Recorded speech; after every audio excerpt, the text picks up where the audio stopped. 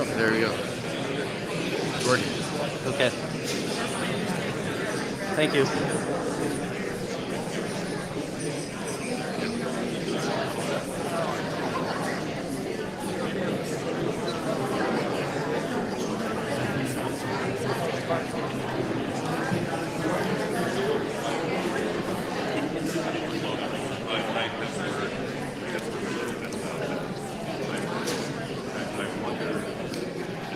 All right. Do you hear audio? Do you hear audio? Okay.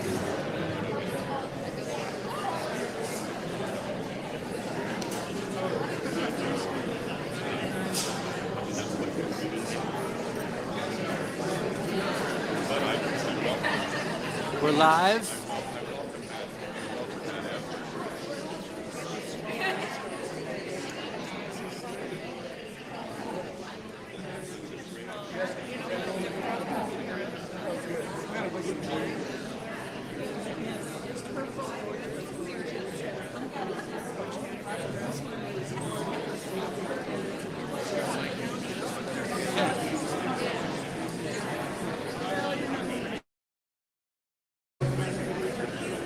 All right.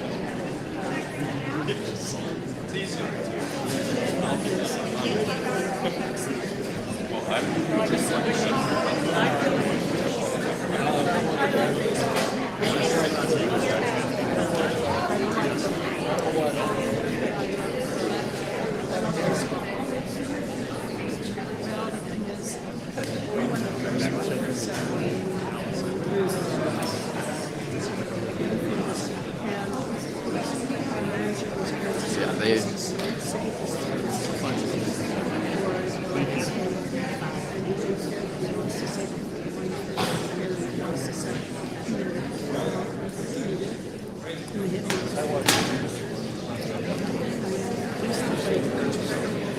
Sorry, guys. We're all used to it. I never.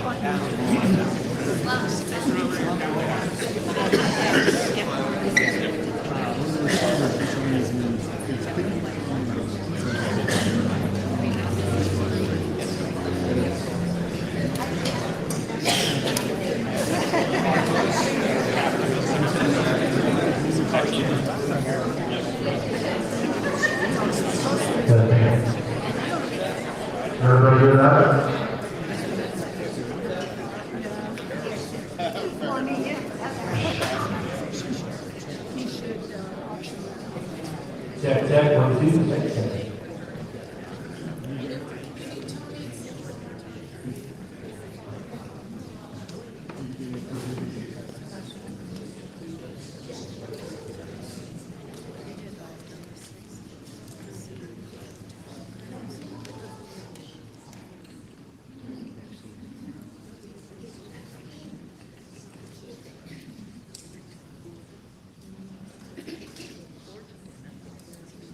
Good evening. Can you hear me on time? Not on the mic. Turn on the mic. Okay, I have to turn it on. So, first of all, thank you for being here. And sorry for the delay. If there's issues with the sound, please do come up front and let us know, because if you're sitting in front, sometimes you can't tell that there's something wrong with the sound. We've spent some time this afternoon trying to make a bunch of microphones work, and I'm hopeful that we're going to have good sound, and I'm hopeful we're going to have a good recording. So welcome again, and thank you for coming. I'm Rahul Deshpande. I am the chair of the Cardiff Town Council, and I wanted to share some changes that we've made. The Cardiff Town Council is now part of Cardiff 101 Main Street. In 2021, the board of Cardiff Town Council and the board of Cardiff 101 decided to proceed in this way. We felt it would benefit both organizations, and so far it has. It has given Cardiff Town Council a lot more visibility, and I think that we help fulfill the mission of Cardiff 101 to have a strong residential element. Our mission as Cardiff Town Council, the committee of Cardiff 101 remains the same. The Cardiff Town Council advocates on behalf of Cardiff residents and strives to keep them informed, interested, and engaged in community matters. So we would like you, if you're not already a member, to join Cardiff 101 as a resident member. We've put flyers on your chairs. It's only $20 a year, and it helps us hold forums, engage with the community, and help where we can in places like working on the San Alejo-Manchester crossing improvements and so forth.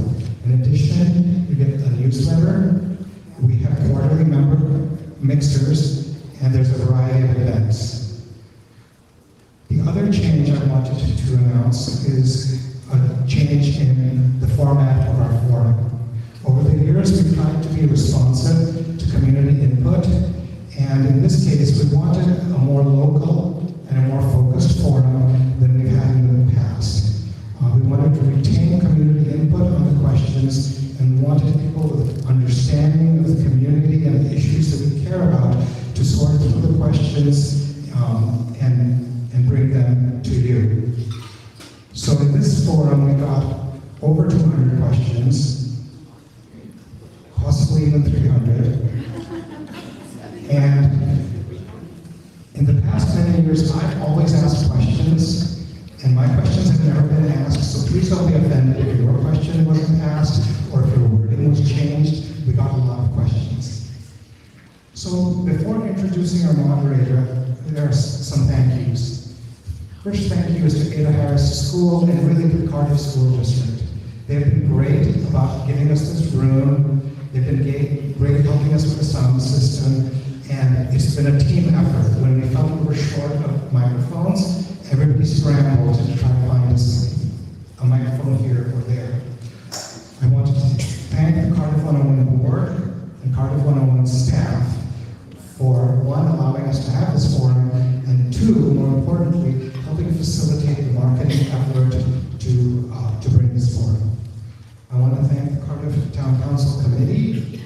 All the members are here, and they have helped in numerous ways. I want to thank the Coast News. They were here this afternoon at 4 o'clock. We did a number of sound checks, and they helped with setting up the microphones in ways the rest of us could not have done. They also have set up a live stream that we're hopeful will be good, and will also provide a recording of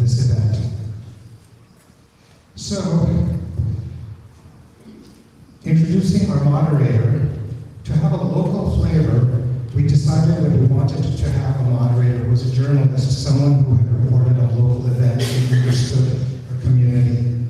After reviewing several candidates, we felt Stephen Wyer met and exceeded our expectations. We met at Seaside Market and we immediately had comfort with him. However, we didn't know the extent of his qualifications. Only later did we come to understand all the things that he has done. He is a freelance journalist who formerly worked for Coast News, specializing in local and regional politics, crime, enterprise reporting, and election coverage. He has freelanced for numerous newspapers in the greater Los Angeles area.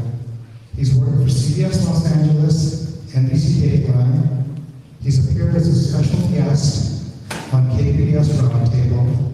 He's worked as a crime reporter for the Union newspaper in Sacramento, where he won a CNPA, California News Publication Association Award for investigating and reporting, and he graduated from UCLA, where he worked for the official school paper, the Daily Bruin. With that, I'd like to start the full program and leave you in Steve's very capable hands.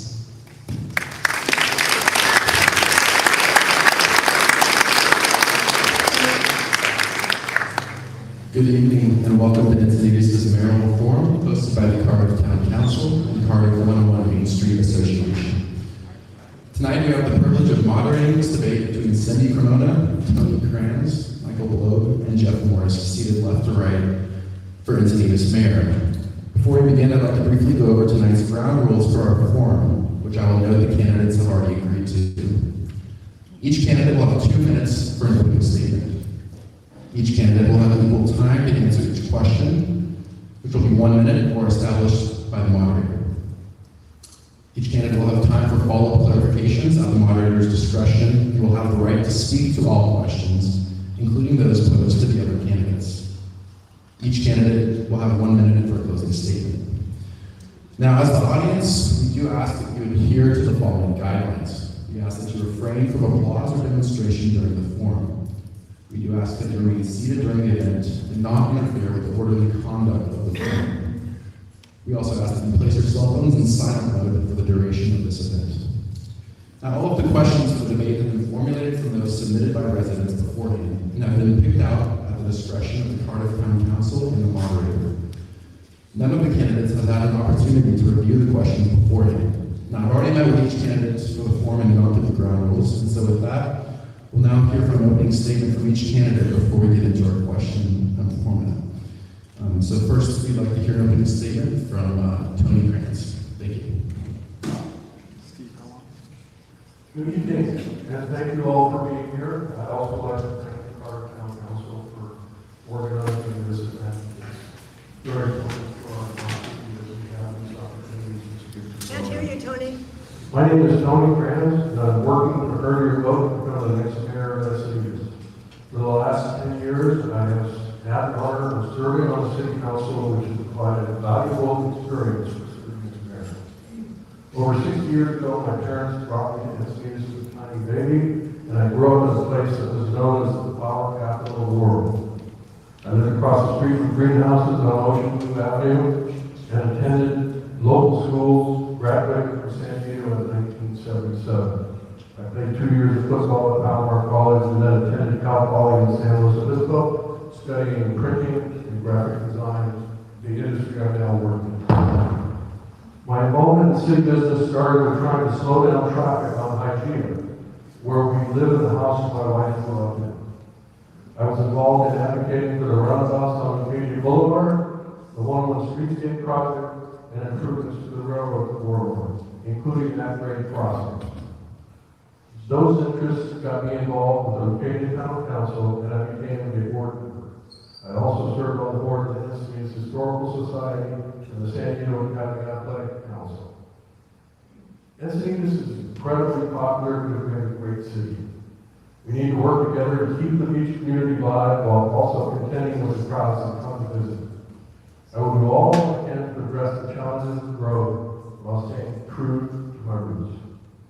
But my top priority when I serve as mayor will be to have broad participation from the community, and I will work hard to develop consensus around the critical issues in front of us. I look forward to leading the conversation in the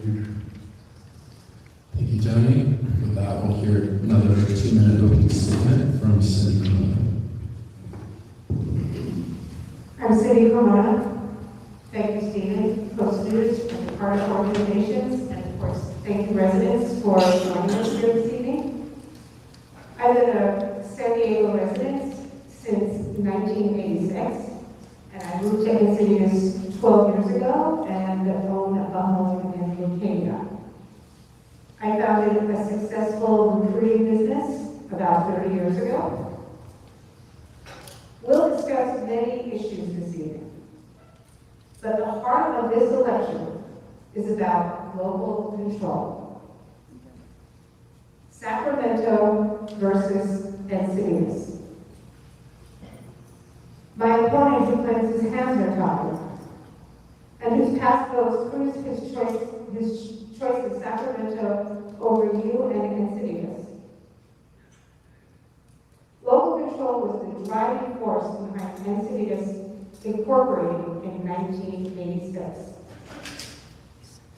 Residents were sick and tired of land use decisions being handled by remote control by the County of San Diego.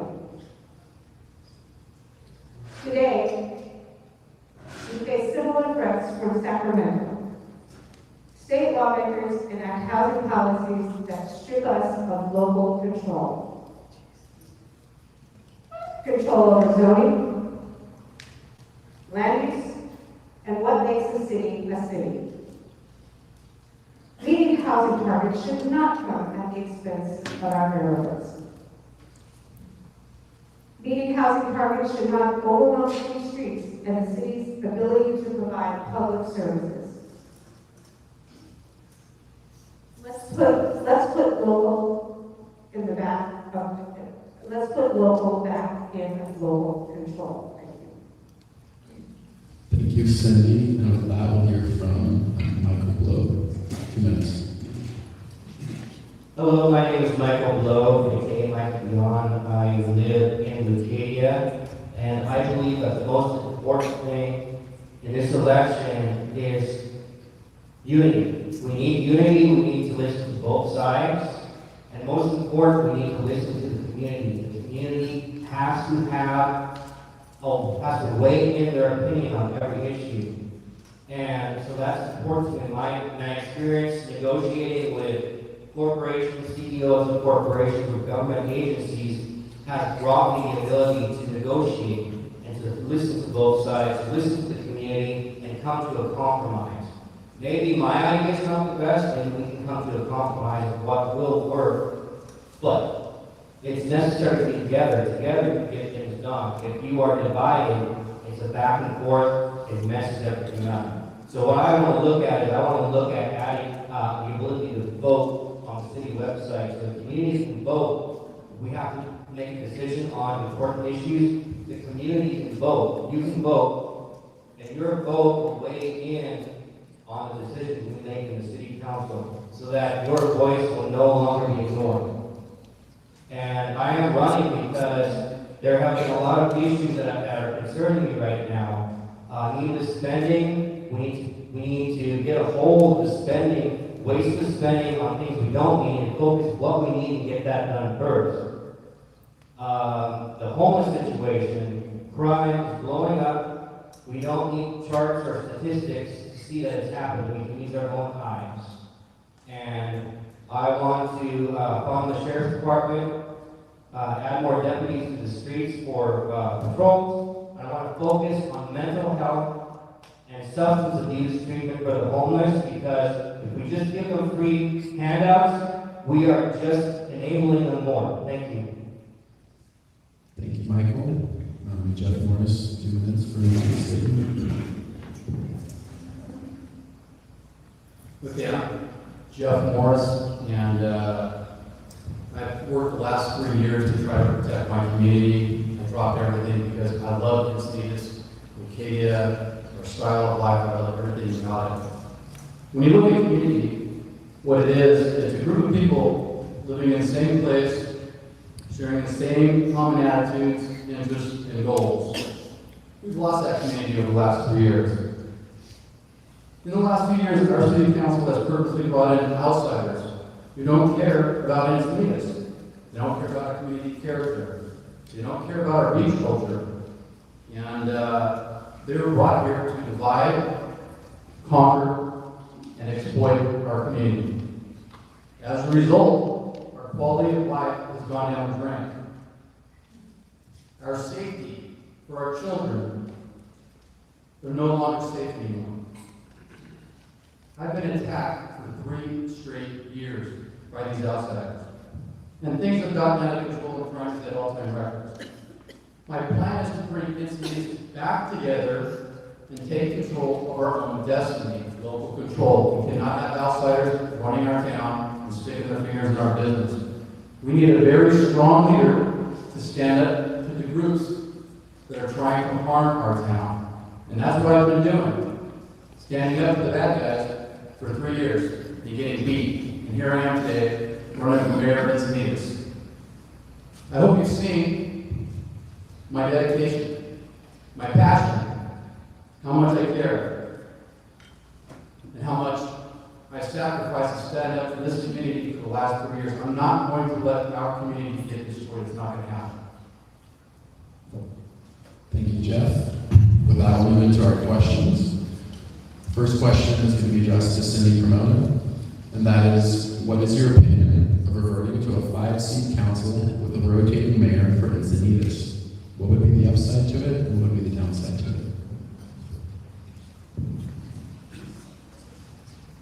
Good question. As we know, we formerly had a rotating council, and a few years ago voted in the current council and mayor election process that we have today. If the residents want it, we do it. We put it on the ballot and we let the residents choose. Either way, I'm very open to whatever the residents want, and if it comes before them and they choose to go back to a rotating mayor seat, we'll do that again. Tony, 1 minute for this question. Yes, thank you. I oppose districting and still think that we would be much better off with at-large elections for all 5 members of the council with a codified rotation so that there wasn't the same problem that we had before where one council member kept getting passed over for serving as mayor. The challenge is that we responded to a threat of a lawsuit in order to become a districted community. And under the laws, in order to have districted communities, even if it's 5 districts, you have to have balance. So it's not like we can just have 5 communities, Encinitas, Old Encinitas, New Encinitas, Cardiff, Leucadia, and Lebanon. We still would have to divide it up. But this is a question that would have to be answered by the voters. And I'm perfectly willing to put that question to the voters. Thank you, Tony. Michael, 1 minute for this question. So, me as well, as I stated, everything I believe needs to be decided by the community. And so if the community wanted to have a rotating mayor and put it on the ballot and they voted on it, I would have no problem with that. I do think that it's more stabilized if we have somebody set in that position. It's not jumping around all the time, but maybe by reducing the term limit, having an election more often for mayor, we could curb that. Thank you. Jeff? That's a great question. Should we have a rotating mayor? Well, I have to talk to the residents and see what you guys want.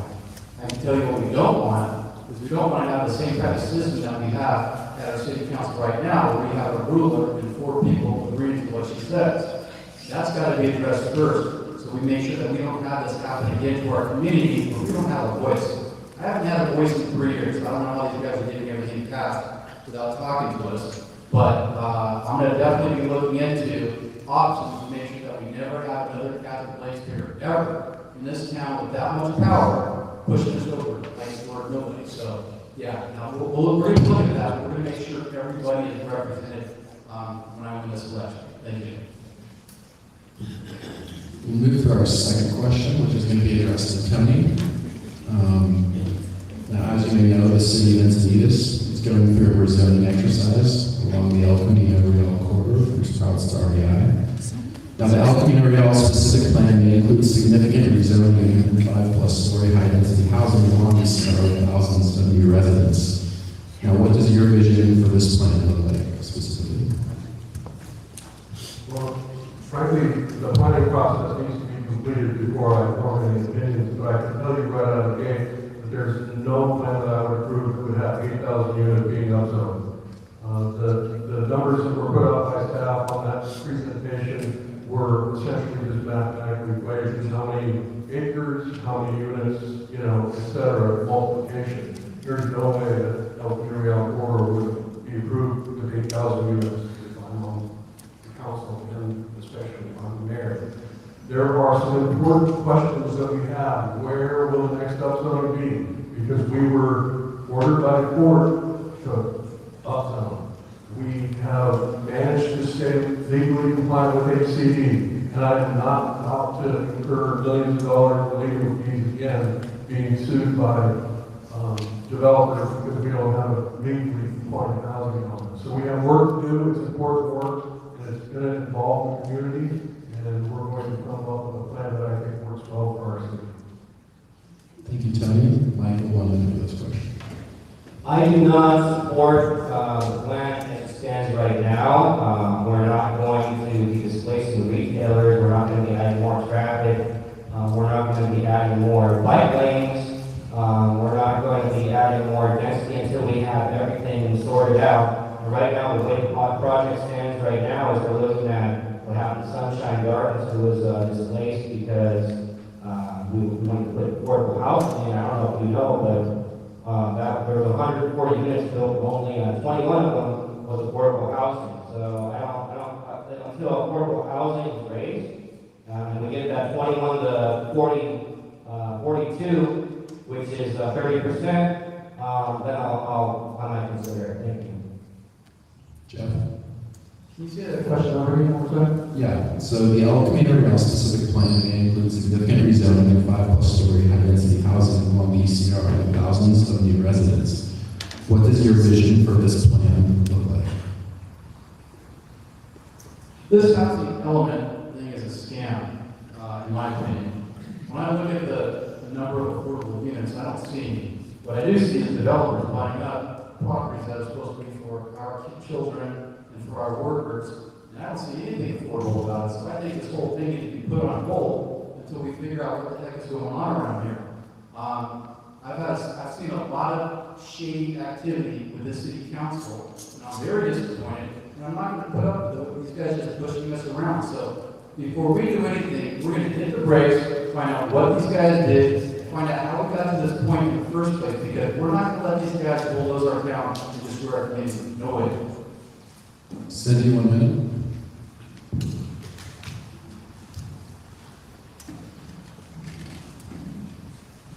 Interestingly, what no candidate or my opponent on council mentioned was Prop A. There is no zoning or height add-ons without the voters using their Prop A vote to make a decision. So Prop A is very much in force, as we learned last year when we won the lawsuit that the city took up against us. So before we get to another Measure T or another Measure U disaster, the city has a lot of work to do to bring a plan to the residents that works, that is not going to overwhelm our infrastructure and still satisfy our need for affordable housing. And there's lots to do to get there, and we certainly can. Thank you. Thank you, Cindy. This next question is for Michael. How will you improve transportation infrastructure along El Camino Real and Encinitas Boulevard to accommodate the higher densities envisioned for both areas? 1 minute.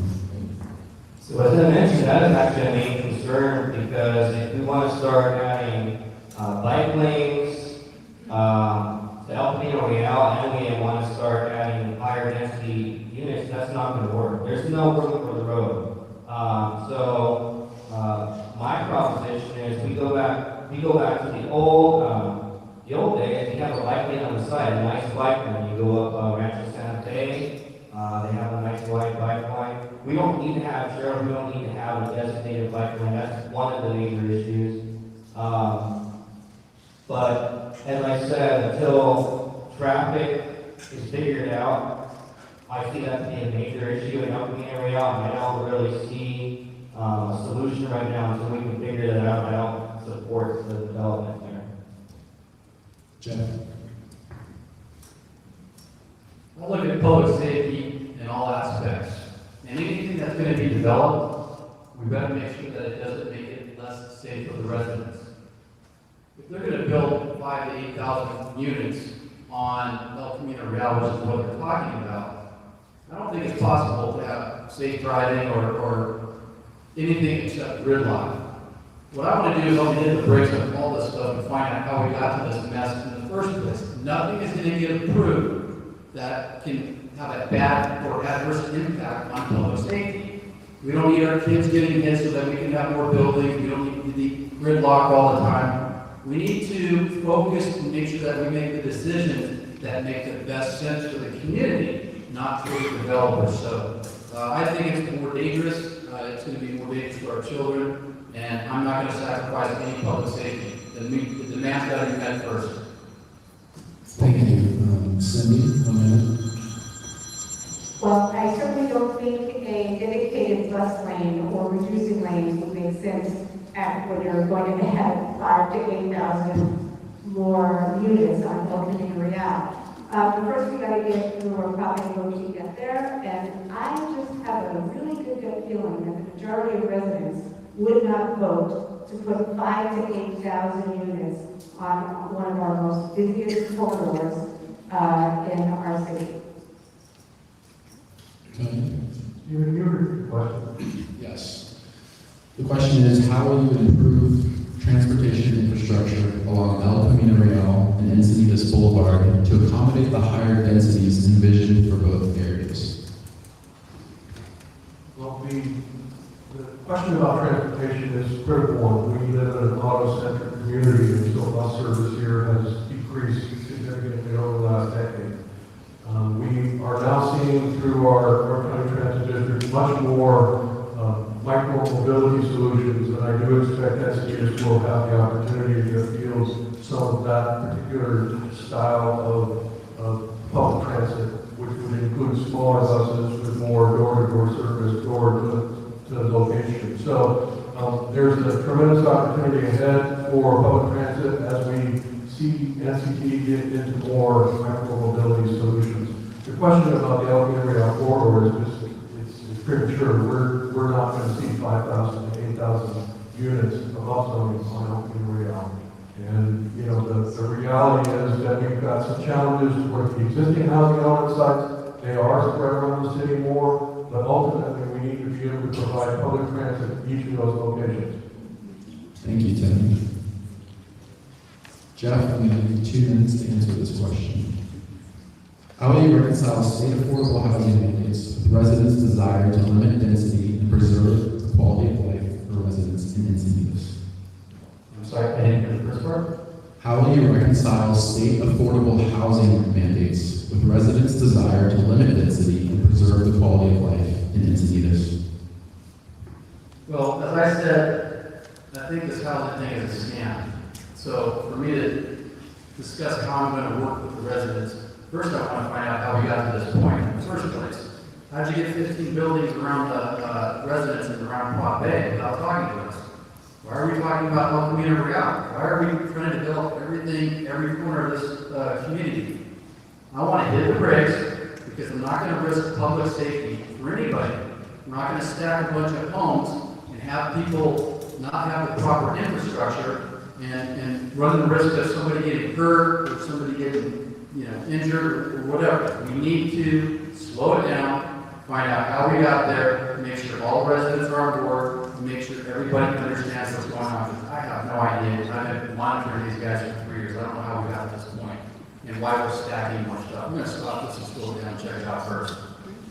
Cindy, 2 minutes for this question.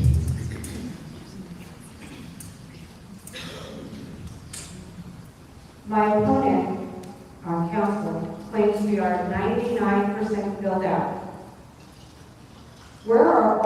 housing units going to go? Quickly diminishing open space? Whose neighborhoods? My opponent also says that we can build 50% affordable.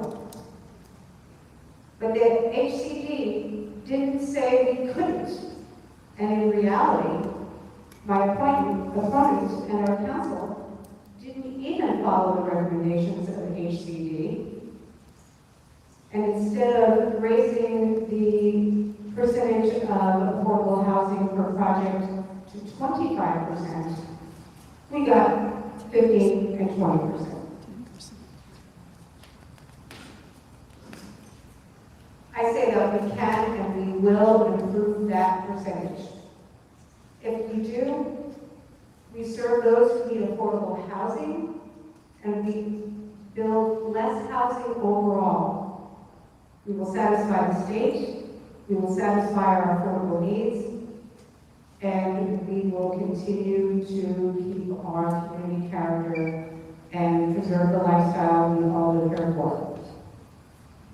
Thank you, Cindy. Tony, you have 2 minutes to answer this question. Yes, so to get here tonight, I came down Windsor off of Santa Fe Drive, and I drove past an apartment building that my best friend in junior high moved into with his father when his parents got divorced. And it was one of those situations where the diversity of housing in our community didn't require people to have a single-family home in order to live here. And as the city has grown, the focus on single-family home has created a third of the levels of housing that no low and very low income people can afford. Now, that said, I recognize that even homes that are built, apartments, multifamily housing has a tendency to be more expensive than affordable as well.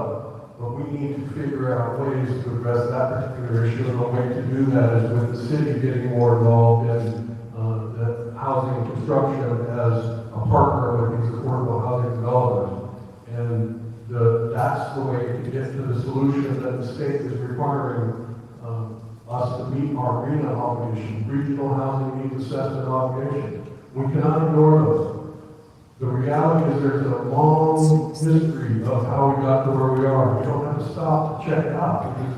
Because writ large in newspapers and all over our city agendas, because we had to comply with the law. We were sued. A judge ordered us to take action. This wasn't something that we had an option with. It was going to cost us millions more to try and fight this. And I understand the ethic of single-family homes. I live in one, but they're not for everybody. And we need to accommodate folks who have no problems with living in multi-family housing, because generally it's the young people of our community, and we need to make room for them. Thank you, Tony. Michael, 2 minutes for this question. Yes, this is actually easy for me because I've been saying since the beginning that we need to up 30 to 50% affordable housing in all future developments, okay? Because if you look at how Sunshine, I use Sunshine Yards as an example because they were booted out because they wanted to build affordable housing. So if you look at the statistics of that project, 140 units are being put in, and 20 of them are affordable housing. That's ridiculous. Okay, so we raised the amount of affordable housing in all future developments 30 to 50%. And people can say, well, nobody's going to want to develop anymore. Look at it. Developers are trying to come here in droves. So one wants to walk away, that's someone that's greedy, then another one is somewhat less greedy is going to come behind them, they're going to agree to those terms.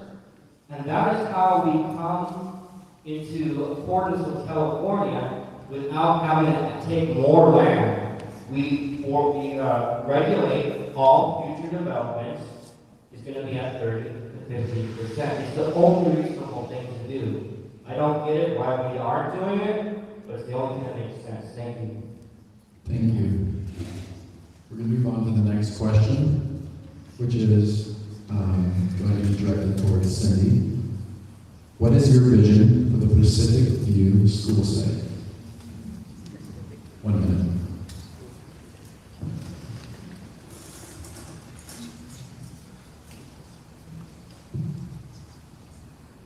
As I said before, I think all decisions, especially big decisions and big investments, should come before the residents.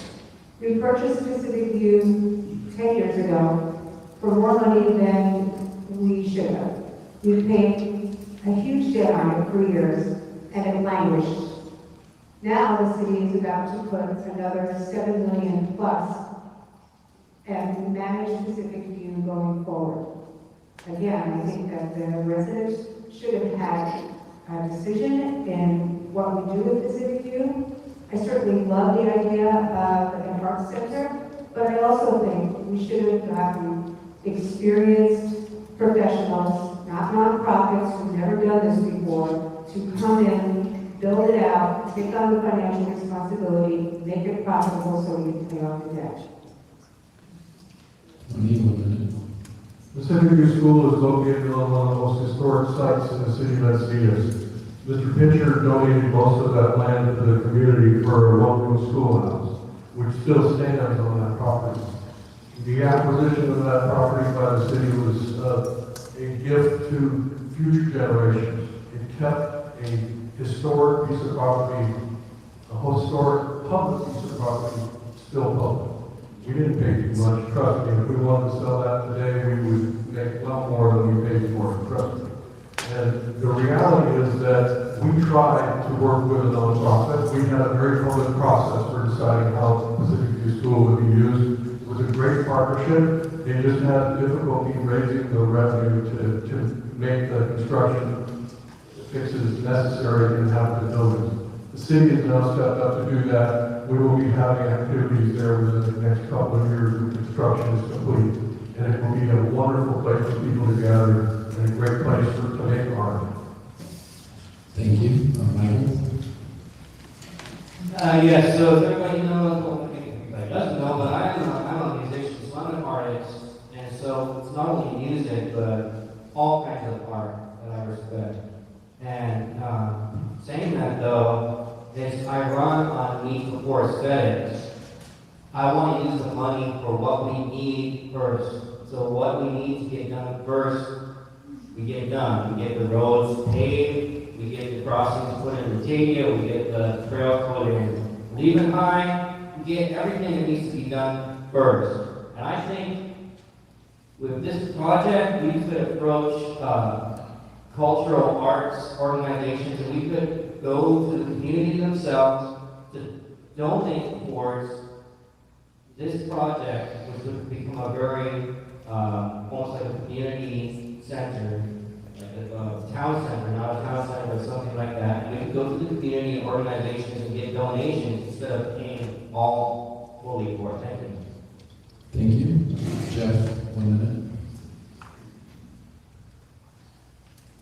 I'm going to put a stop on the Pacific View Arts location when I'm the mayor until I figure out what the heck is going on with all these nonprofits. Over the last 3 years, I've been attacked nonstop by different nonprofits that are affiliated with the city council, and it's getting worse and worse and worse. How the heck did the most aggressive person in Malibu Drake get on the VP of Pacific Arts Academy? So I can name, I've got about 15, 20 people affiliated with some of the arts groups, and we need to get out the bad apples and make sure that people going in there are not getting their nose in politics and they're focusing on arts. I don't need nonprofits telling me what to do. So as long as you guys are enjoying it and not bothering us, I won't bother you, but we got to weed out the bad apples first. This next question is for Tony. 1 minute. What are 1 or 2 of the most needed infrastructure projects that Encinitas needs right now?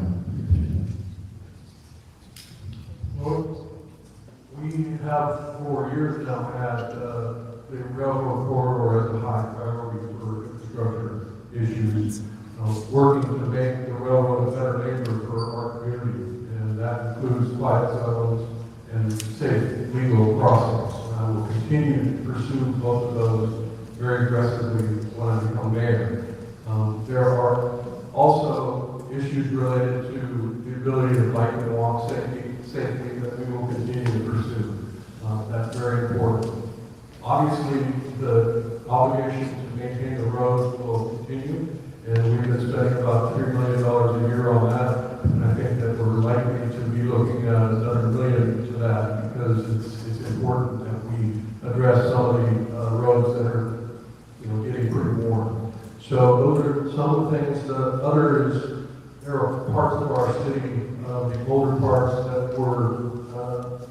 that have stormwater issues, and we will be working on that as well. Thank you, Tony. Michael?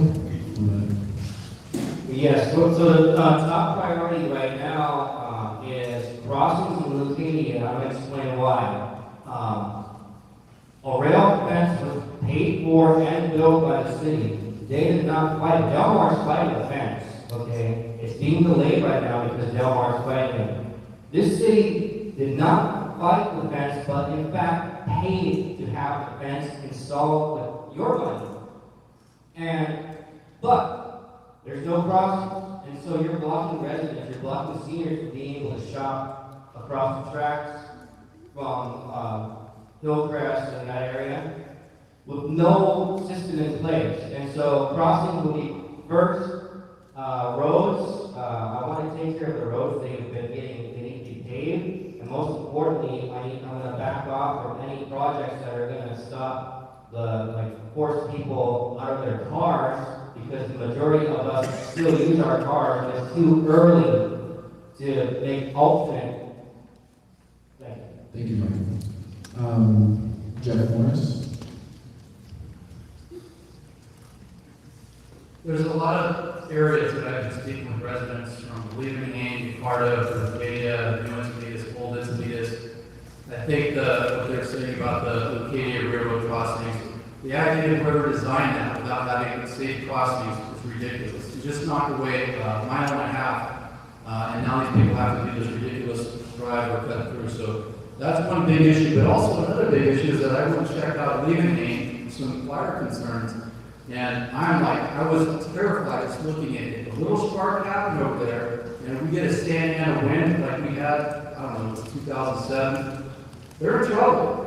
They're going to have people pouring in from Elfin Forest. They don't have enough room. We need to make sure the infrastructure is safe, because public safety is number one in every single aspect that we are working with. Thank you. Cindy, 1 minute. The list is long, folks, and we don't have enough time. We could talk about flooding, Lucadia flooding that has not been addressed seriously yet, though we've been promised. Safe crossings, particularly for North Lucadia, quiet zones. We don't have enough schools. We just approved hundreds and hundreds of units. In my neighborhood, in your neighborhood, we don't have enough schools, there's no traffic lights, there's no new turn lanes. We are not updating enough to keep up with all of our growth. Our water infrastructure never even gets mentioned. How are we going to supply enough water for all of these new units that we're putting in? We need a lot of work, and we need to plan before we go. Let's not turn Encinitas into a suburb of LA. Thank you. We're going to move on to a bit of a different topic here. And I can give you each 2 minutes to answer this question. So the question is, homelessness in Encinitas has risen by 74% since 2020, according to San Diego's most recent point-in-time count. Among Encinitas' peers in income, Poway, Carlsbad, and Coronado, Encinitas has the highest homeless rate by population and the highest homeless population density by area as well. What are these cities doing that we're not? And why does Encinitas trail its peers in our management of this issue? Michael, go first. Yes, this is actually a very important issue to me, because it hits home. I had a person and I tried to help out, and she just got worse and worse, and she's on the street now because she eventually tried to attack me. And so the issue I saw is you need to focus on mental health, and you need to focus on substance abuse. You cannot give handouts, you cannot give free rooms unless you have conditions attached. And so the situation is, when you're thinking you're having compassion, but the issue is you are helping people self-destruct. You're helping people. If you don't give them a drug test, if you don't give them an evaluation, and they go to their hotel room and they overdose and die, you're just making their life worse. And so the only way they're going to get help is if you say, I have a key to this room, you can have it, but you need, within 2 weeks, you need to seek help. And you need to get into the program. If you do not, you're not going to have this room and somebody else is going to have it. That's the only way, because otherwise, you give them a free room, they're going to go in the room, and they're just going to get worse because there's no reason for them to try to change. You have to at least get them to try to change. You can't just let them go on. And so what I want to do is I want to pull those programs back from nonprofits. I want to move them to a city office where it can be supervised. I want to bring in specialists who can actually take them to treatment centers in Lemon Grove, in I think Escondido closed, but Oceanside.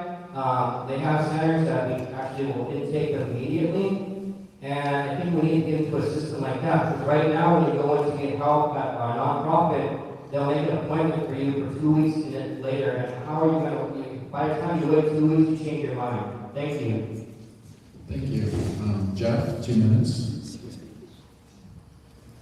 Well, I'm actually from the streets, South Central. I spent some time as a kid getting shot at by Crips and Bloods, and didn't have any parents, and I kind of had to fight my way through, and I figured it out, ended up working my way through college, became a homeowner by 27, so I know more about homeless than any PhD, any nonprofit, anybody in here, and I know exactly what it takes to get it done and take care of it. But I also know when people are getting scammed.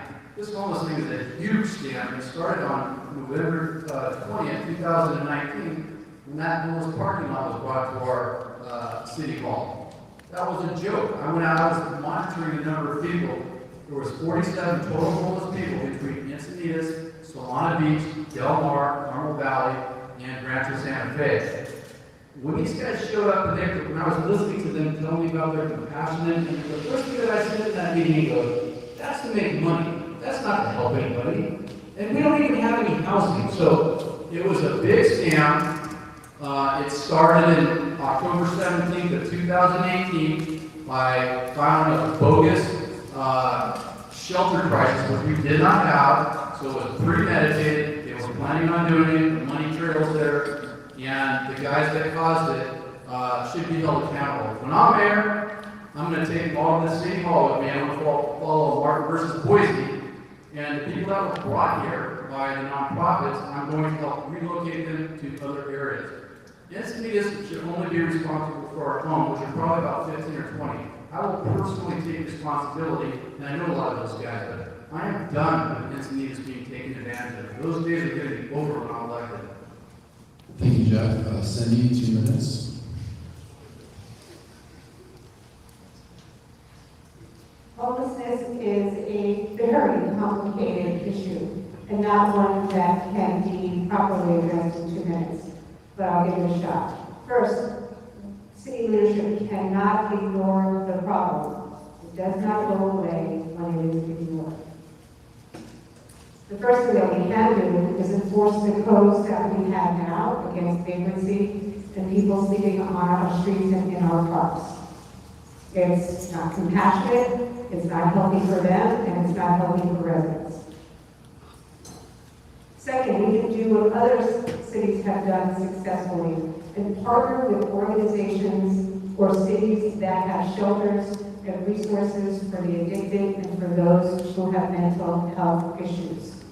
We've got to get those folks off the street, or at least offer them a path to get off the street. Also, I would encourage our county leadership to encourage other cities to open up CRC-type organizations to support those in need of services and food. Encinitas takes a lot of burden on our own for much of the county. So we do see more than our share of people from all over the county and as far down as San Diego coming to Encinitas for services. we can address homelessness compassionately while keeping not only ourselves, residents, but also keeping the homeless folks that are in our community safe. Thank you. Thank you, Cindy. Tony? 2 years ago, the city council adopted a homeless action plan that I think is a good place to start. We have accomplished a number of goals in that plan, and we'll continue to work towards completing more of those goals. The reality, though, is after 2 years of adoption, we need to have a community conversation about maybe ways that we can change to make our programs more effective. Maybe there are programs that we need to add. Maybe there are programs that we need to subtract. But this is a really critical issue for our community, and I think it's important that we address it as a community. So within the first 90 days of my service as mayor, we will have that meeting and we will have that discussion. The reality is that you can lead a horse to water, but you can't make him drink.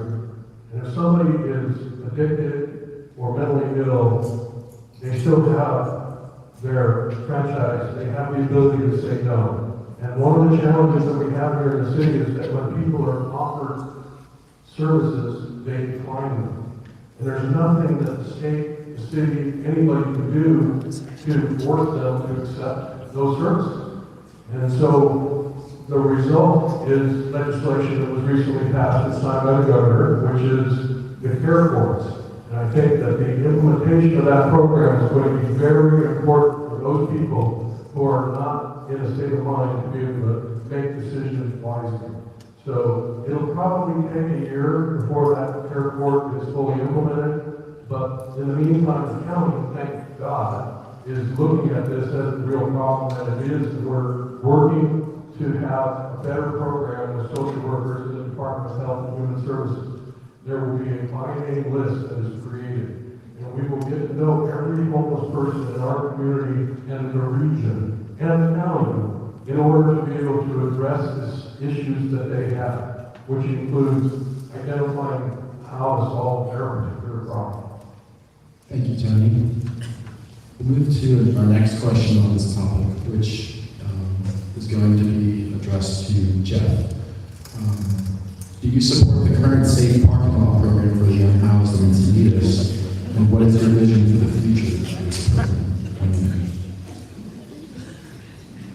That thing is 100% scam. I spent 3 years of my life 24/7 trying to actually help these guys initially, so I realized that that wasn't what they were trying to do. I had solutions from San Clemente, James Mackenshaw, he had the whole, what was that? Anyways, he had just followed the system of Martin versus Boyd to get them out of here. So the parking lot was a scam from day one. Encinitas is the entire parking lot. JFS advertised Encinitas to the world. We only had 47 homeless between 5 towns. They brought that here. There's nothing an accident about that. It was done intentionally. I've got thousands of hours of videos, interviews. It was the biggest scam, and I'm going to end it. I'm only going to focus on local Encinitas residents, and I will follow Boise Martin versus Boise to get the other people housed in towns that have housing. They shouldn't be sleeping on the dirt. The locals are sleeping off the freeway in the dirt with rats. It's just violent. So, no, I'm going to fix this for sure. Thank you, Jeff. Cindy, 1 minute. The homeless lot, while it serves a few, is really just a band-aid for the amount of homeless that we have in our community. Twice now, our city leadership discussed and made a decision to move and open homeless parking lots in neighborhoods where residents live and where we have schools. That would probably be many residents' biggest need, that we did not know that this was going to happen for our neighborhoods, and schools weren't informed as well. I think we can do a lot better by serving more people. The homeless parking lots are very expensive, at least $250,000 for 6 months. It's a lot of money just to serve a handful of people. So again, I think we can do better and address more needs for the people who are living on our streets. Tony? I agree, we could have done better with the community conversation on this particular issue. And as evidence of that particular decision on 3 candidates for local elected office, it drove people. People became obsessed with it. It's a decent program. It isn't a solution for every problem, but people who have a car that will enroll in this program and have a background check and be drug-free can have a place to park where they don't have to, and sleep where they don't have to have one eye open. It's a valuable program. And it just really makes me sad to hear people denigrate great organizations who stepped up to help the less fortunate in our community. The Leach Tech Foundation and Jewish Family Services have been doing tremendous work. And I think that the best solution would be to have more safe parking programs within the county, especially in North County, so that it wasn't just all in Encinitas. And by the way, this is looking into putting in a program as well. Thank you, Tony. Michael, 1 minute. I support the program, but not as it stands right now. I think we need to find a location that's less impactful on the community. But also, as I stated before, we need to vet these people. We need to actually do they do have drug tests where it's swab, you put it in your mouth, you test it, it's done in about 3 minutes. We need to make sure that if we have people parking in that lot, it's safe for everybody. If we have families living there, we don't want somebody going on a drug rage. And I meet people along the railroad tracks who are living in their cars temporarily because they're trying to get back on their feet. And I think the parking lot should be for those people, not for people that are on drugs and tossing their trash all over the ground outside their car, but for the people that are actually trying to get back on their feet. They do need a place, and I think that parking lot should be for those people. And that's why we need to vet the people that are coming in and making sure that we have no issues. Thank you. Thank you, Michael. Move to our next topic. I'm going to give each 2 minutes for this particular question. We're going to start with Cindy. According to Sandag's crime report released in April, crime in Encinitas rose 31% in 2021 versus 2020, compared to only 9% increase for the county overall during the same period. Why has our city lagged in managing crime? And how would you seek to minimize crime for the Encinitas residents that you would represent? Actually, there's a new SADAG report coming out, and our crime is down. And I think it's down because we have a terrific sheriff's department and a fairly new captain. They're very proactive and have focused on home crimes, drug crimes. They're very aware of the issues that we've had in the past. I think awareness and a council being proactive and working with Sheriff's Department Emergency Services, being very forthright with residents about what and where we have crime problems, and being proactive about addressing them, not waiting until after they occur. As I mentioned, the Sheriff's Department seems to have a pretty good handle on what's happening. I did a drive along a couple of months ago, and quite frankly, every call that we went on was for a homeless person. Either someone trespassing or passed out because they were doing drugs. And this seems to be a recurring problem. In chatting with our sheriff's captain, he seems to have gotten a better handle on that, and deputies are offering services where they can. But we do have to remain proactive, and we do have to continue to get those numbers down. I believe those numbers may have just been released. If not, they should be out shortly, and everybody can take a look at them. But I'd say we should be proud of our community for getting a better handle on crime, and that we should continue that trend. Tony, what would your approach be to this topic? Yeah, go ahead, 2 minutes. She's right, we do have a tremendous sheriff's department, a great team, currently being led by Captain Lopez, and he is very actively engaged in issues throughout the community. I'm very proud as well to have the endorsement of the Deputy Sheriff's Association to become mayor. in this election. That is quite an honor. It's a great group of people working hard to keep us safe. And the reality is that crime in our community and the region is something that fluctuates. I know that if you were a victim of crime, which I have been myself, it really pains you and it has a significant impact on your life. Whether it's your psyche or your property, it is something that we want to address. But people in our community feel very safe. And that's because overall we are safe. And so we will continue to work with the Sheriff's Department to make improvements wherever we can to deal with trouble spots. But in the meantime, we will just continue to do what we're doing with a longtime partner. We, at the city, when we incorporated in 1986, we picked up the county contract with the Sheriff's Department. I remember the Duffy Green cars. Fortunately, I never had to ride the back of one. But in the meantime, this is a great group of people that have been serving our community for a long time. Thank you, Tony. Michael, 2 minutes. Yes, I actually disagree that crime is down. You can have reports all day long, you can have statistics all day long, but if you just use your eyes and to see what's going on, it renders the reports null and void. And I can just name a few.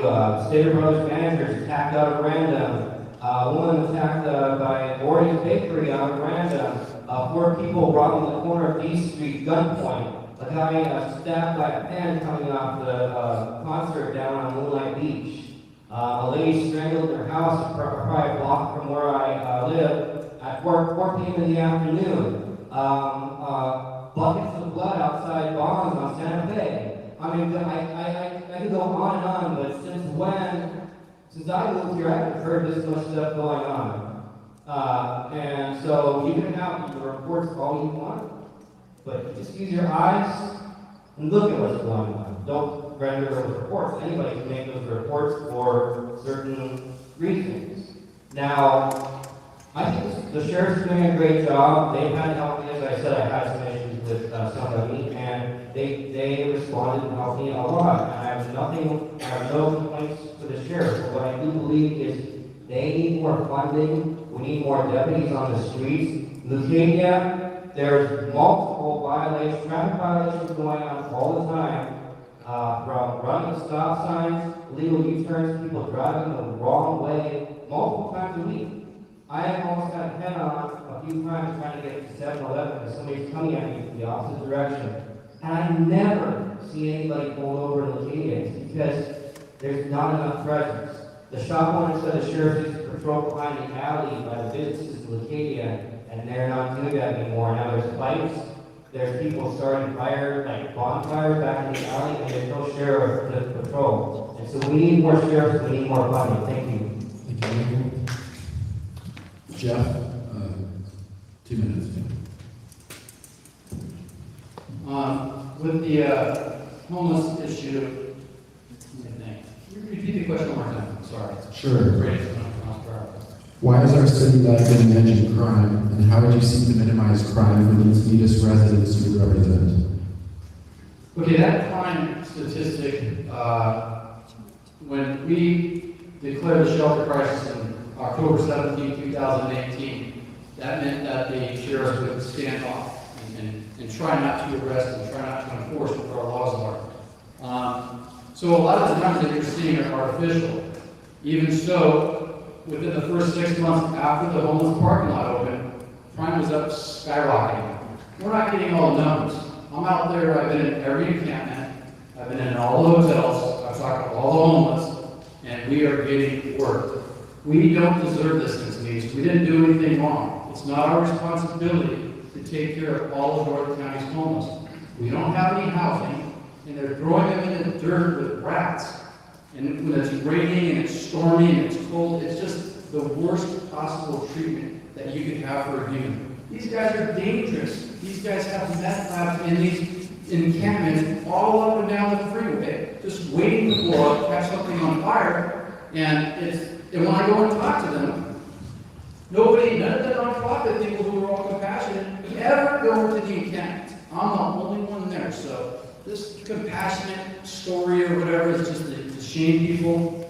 I'm going to get them housing somewhere that we have housing. This is not going to be our problem. I will take care of our own. I will personally take care of our own, but I'm not going to let Encinitas be destroyed. We have enough problems with overdevelopment, and the crime is, there's no way. I'm going to go to another crime scene and watch another girl get raped. Also, the sheriffs cut off the scanners so we can no longer monitor our own county anymore. Just don't trust them. We're going to jump back topics a little bit. This next question is going to be addressed to Tony. How would you address the proliferation of overnight camping on our residential streets? 1 minute. It's done through enforcement. And the reality is that we have sheriff's deputies who are enforcing it. It's not as often as we need because those deputies are also responding to emergency calls. So we need to look at the possibility of figuring out a way to enforce that particular part of our code with something other than the deputy sheriff, so that people don't feel like it's a, you're free to park wherever you want and sleep in your vehicle. There's no question about the fact that the van life is real, and what better place is there on earth than Encinitas for sleeping overnight? We do know there's a pattern of these folks that show up at Moonlight Beach every day at 7 in the morning. They may even use the showers down there to clean themselves. It's not ideal, and we need to figure out ways to address that. But the current laws make it very difficult to do so. Thank you, Tony. Michael, 1 minute. So, like I said, they're going to fund the sheriff's department so that we can enforce vagrancy laws. And we're having a problem enforcing them now because, like I said, we don't have enough sheriff's officers to enforce them. And that's why we need to extend the spending. Okay, it just makes common sense.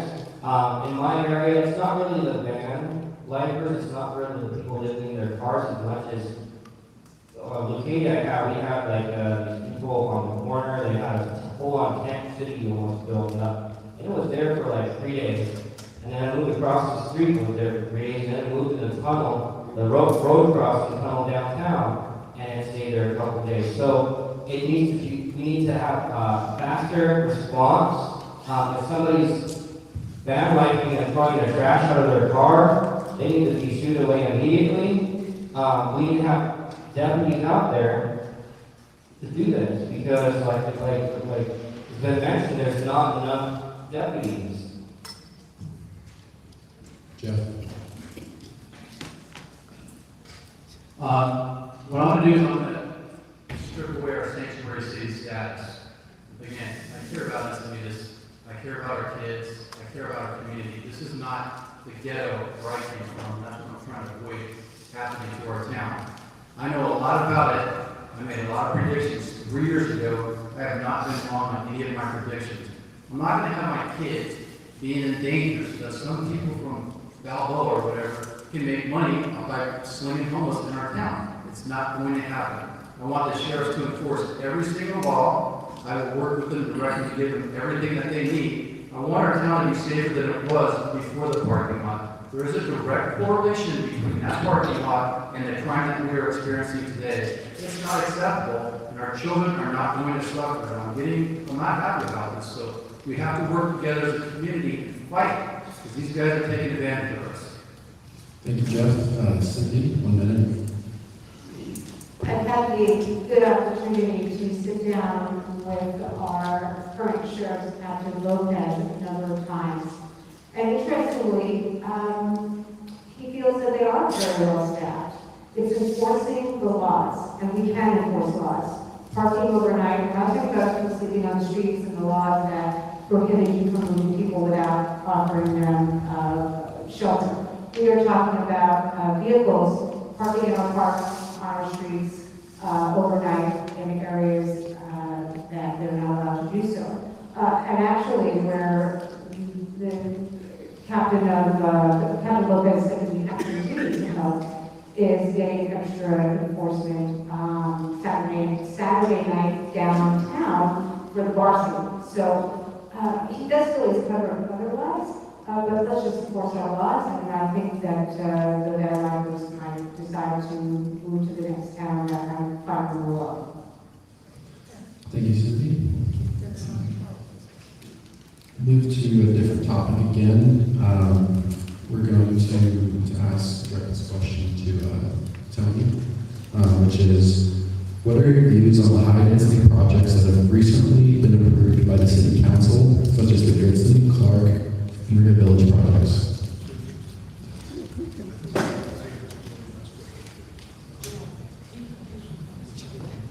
Michael?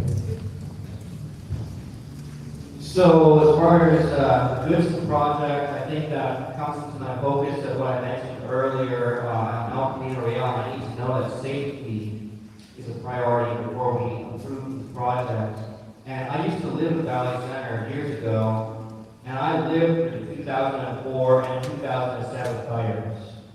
And in Valley Center, we only had 2 exits out, and we were stuck with a fire coming at us maybe less than a mile away, and we were stuck in bumper-to-bumper parking lot traffic.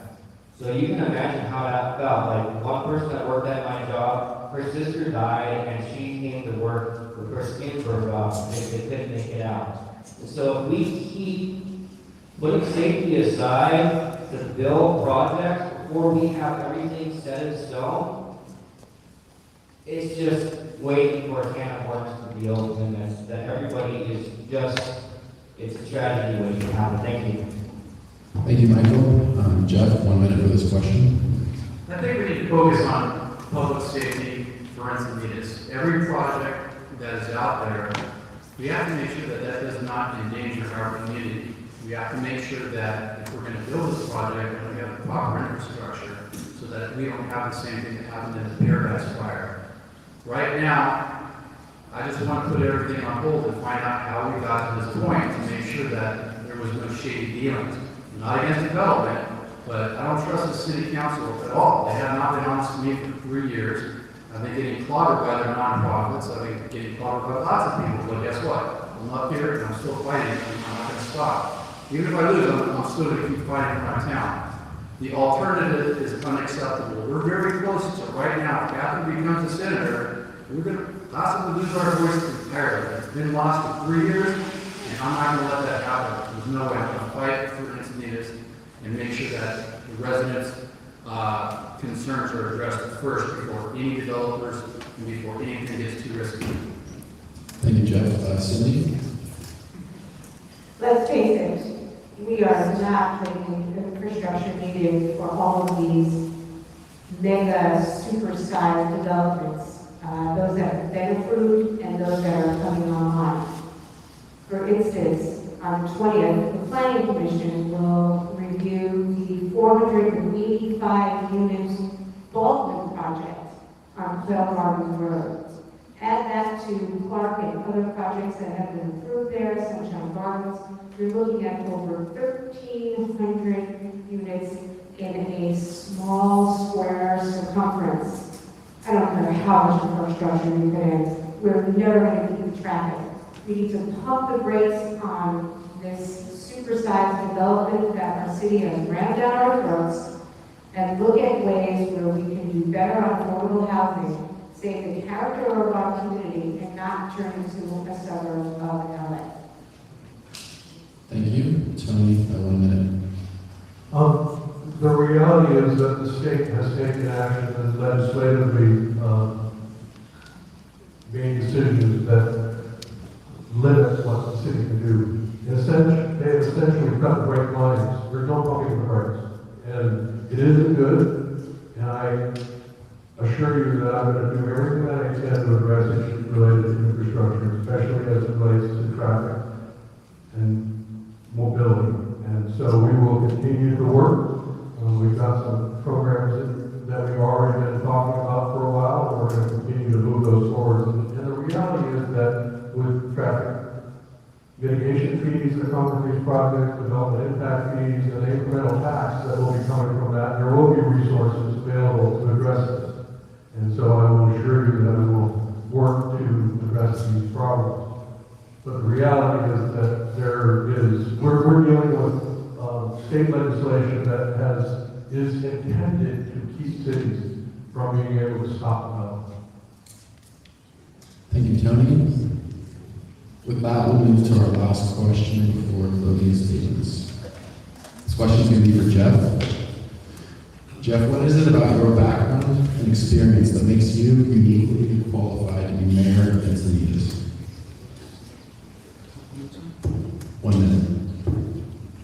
Well, I never planned on being mayor. I was hoping to get somebody else that did my job for myself, was just using my experience on the streets so I could have smart all these nonprofits who were trying to hack up any of what was going on.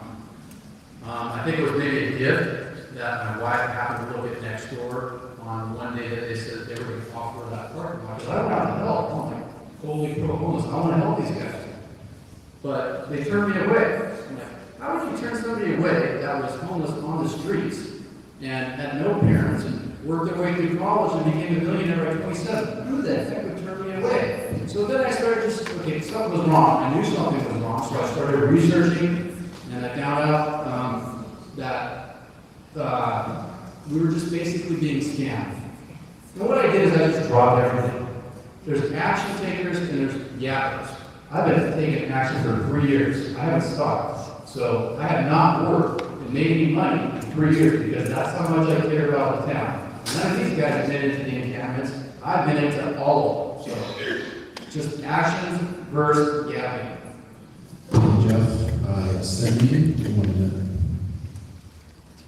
For the last 35 plus years as an executive recruiter, I have helped leadership in startups through Fortune 100 companies build teams. I've worked with them across divides, built out teams, consulted with them in regards to organizational development. I can work across different infrastructures. I've been a team leader in my own community, raising money and leading a group of residents against a big development that we were very successful with until we got to the city council. So I'm very comfortable with not only leading teams and being a partner in organizations, but also in unifying. I think we need a lot more unity than division. Thank you, Cindy. Tony? I'm very proud of the deep community roots that I have from growing up here. I know you're probably tired of that slogan, but it's real and it's something that I genuinely feel is an important qualification for serving this job. I know what it was like to be the flower capital of the world and to see all those greenhouses disappear because the value of the land was so high. And we have developed a lot. Big impacts to our city. I served in the National Guard as an air traffic controller for 10 years. I have been active at City Hall long before I thought about running the city council. I ran in 2010 and I didn't win, but I stayed engaged in the city on a wide variety of issues. In 2012, I was successful. I was the second highest vote getter to be elected, and it changed the city council perspective. It was a very important election in 2012. In 2016, after 4 years of experience, I ran for council again. I was the highest vote getter. I think people support the work that we've been doing, and I think they'll agree that I'm the right person to be mayor because experience matters. Thank you, Tony. Michael? Yes, so for the last 7 years, I have served as treasurer of the board for a civil rights organization. What that means is any expenditure over $100, I have to approve. And if the board does not approve of my decision, we have to have a meeting and override my decision. And for this is why I know how to budget what is needed and what is just a pet project or an aesthetic project. I also am the interim vice president at this time, previously the regional director, so I have had experience negotiating with corporate CEOs and state agencies to try to enforce Section 51 of the Civil Code, which is the Equality Act, the UNRUA Act. I also have been staff coordinator and manager in retail, staff coordinator for a large convention, PowerCon, was in charge of a lot of people, and therefore I have the experience to be in charge. Thank you. With that, we're going to move to closing statements. We're going to reverse the order of opening statements. So, Jeff, you 1 minute. Well, 1 minute. okay, so I don't think it's a coincidence that it was me, out of all the 60,000 people in Encinitas that showed up at that city council meeting and realized that they were pulling the wool over our hair, over our eyes. That's not the type of city council we need. It's time for that city council to go. They haven't done anything good in the last 3 years except make all of us miserable. As far as the homeless, I have an advantage on anybody. I know exactly what's going on, and they're giving these people human trafficking almost from all over the country to come here so that some nonprofits can fill their pockets. I love Encinitas. I've been fighting, like I said, for free for 3 years. I love my community. Thought about moving. I'm not going anywhere. I'm fighting no matter what. If you elect me as your mayor, I'm going to fight for the residents. I don't care about the nonprofits. I care about the residents. I care about our community safety. And this kind of stuff that's happening in our community is not acceptable. This is going to come back to being a nice community, and we're all going to come, the city councils will come there, and we're going to have a nice party. It's not going to be an old crap face fest. It's going to be all of us having a good time. Thank you, Jeff. Michael, 1 minute. So, when you go to the polls on November 8th, there's a decision to make. And that decision is, do you want to continue on this course that we are on now, or do you want to change? My platform, my signs say equality, unity, and justice. But unity is important. If you elect me, I hear your voice. Because in order for anything to get done, we all have to get together, and we have to come to a compromise. Because otherwise, if we don't, we're going to have one side complaining what happened, and we're going to have the other side complaining what happened. The only way to get things done is if we all come together, we all have a voice, and we come to a compromise, and that is what I will do. Remember, respect all, trust many, and do no harm to anybody. Thank you. Tony, excuse me, Cindy, one minute. Thank you again, Steve, and Cardiff Town Council and 101. This has been a great event. We've spoken about many important issues here tonight. My opponent has had 10 years to show us how he can lead, and instead he has proven he can follow by voting 5-0 90% of the time with this current council. Why give him a promotion he doesn't deserve? Our housing and land use policies for the future are at stake here. Folks, when it's gone, it's gone. Our elected leadership, including my opponent, isn't doing anything to protect Encinitas from Sacramento. I will fight for your neighborhood as hard as I fought for mine. And a vote for the incumbent is a vote for Sacramento. A vote for me is a vote for Encinitas and local control. Tony? Yes, thank you all for being here tonight. I would ask for your vote because experience matters. This is a critical job. It's hard work, trust me. Nothing is more difficult than making a very important decision in a room full of people that half of them want you to do one thing and half of them want you to do the other.